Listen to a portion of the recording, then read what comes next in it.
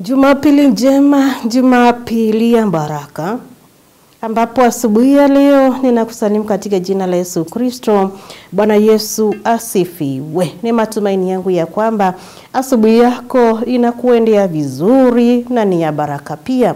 Maana ni siku ambayo tunaamini kwamba baraka nazo zitakuwa ni kwa wingi. Basi karibu sana katika kipindi cha Manyunyu ya Baraka, tuzidi na kufundishwa pamoja neno la Mwenyezi Mungu, kubarikiwa nalo, kuendelea na kuongezewa matumaini kupitia kwa hilo neno. Tutakuwa bado na mtumishi wa Mwenyezi Mungu ambaye ni Francis Namu, Reverend kutoka kanisa la ABC Tangoma, ambapo atakuwa anaendelea na kumalizia vile ambavyo Roho Mtakatifu hufanya kazi ndani ya watu wake, ama ndani ya watumishi wa Mwenyezi Mungu. Karibu tuendelee na kufundishwa pamoja na pia kubarikiwa pamoja. Ningependa kukusalimu mtazamaji asubuhi ya leo. Bwana Yesu asifiwe. Na ujambo. Karibu katika neno la Mungu asubuhi ya leo. Hebu tuanze kwa maombi. Mungu wetu, tunakushukuru kwa siku ya leo. Hakika wewe ni Mungu na hatuna Mungu mwingine. Umetupa mambo mazuri, umetuhifadhi na umetuongoza. Kwa sababu tunaongozwa na Roho Mtakatifu, tunaomba tu aendelee na kutuongoza katika kila namna. Na ni katika jina la Yesu Kristo nimeomba. Amina. Mtazamaji, tutasoma neno la Mungu kwenye kitabu cha Matendo ya Mitume, mlango ule ni wa 10, mstari wa 34 na tumalizie na huo wa 35. Nitasoma.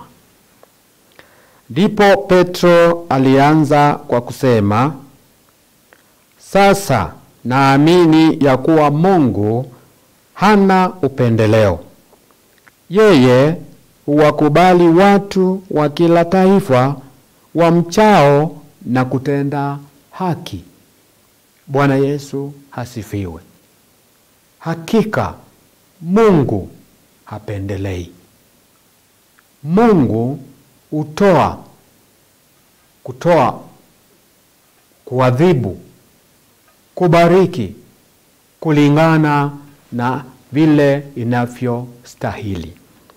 Mtumishi wa Mungu Petro aliweza kuona ya kwamba katika mambo mengi aliyoongozwa na Roho Mtakatifu, alimuona Mungu ambaye hawezi akapendelea, akatoa upendeleo kwa yoyote.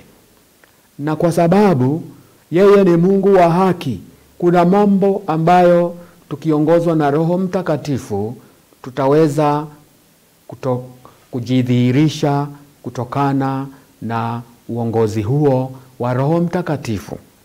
Jambo la kwanza,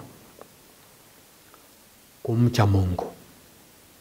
Roho Mtakatifu hufundisha watu wake kumcha Mungu, kumwabudu Mungu, kutenda mambo Mungu aliyoyapanga. Hiyo ndiyo kazi kubwa ya Roho Mtakatifu.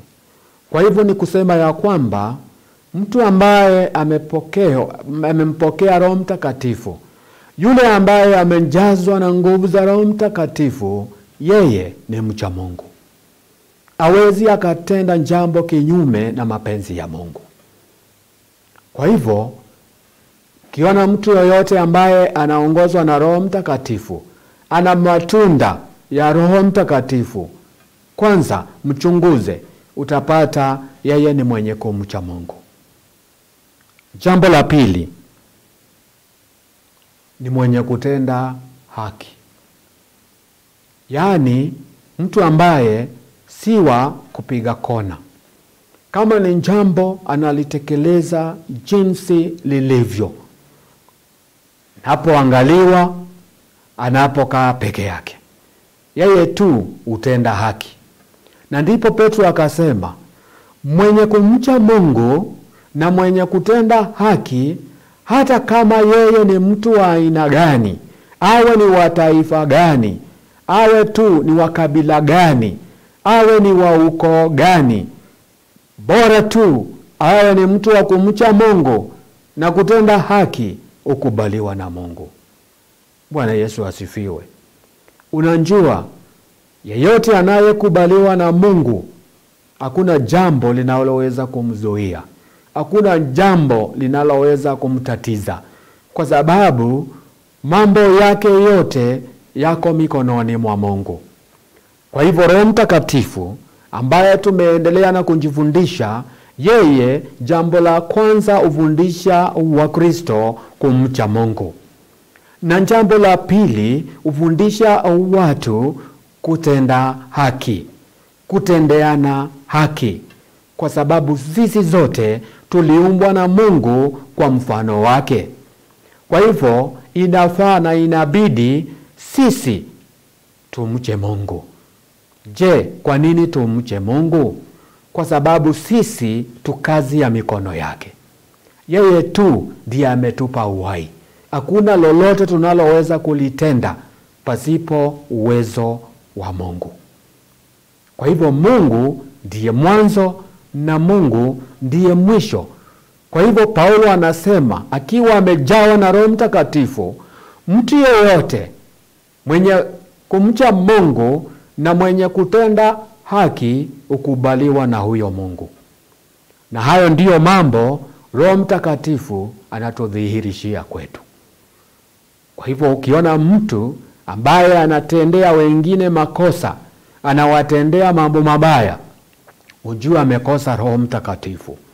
Ukiona mtu anadharau mambo ya Mungu, ukiona mtu ambaye hahudhurii ibada, ukiona yeyote hausiki na mambo ya kuomba na hawezi kutoa nafasi katika maisha yake kumwabudu Mungu, unjue huyo hana Roho Mtakatifu.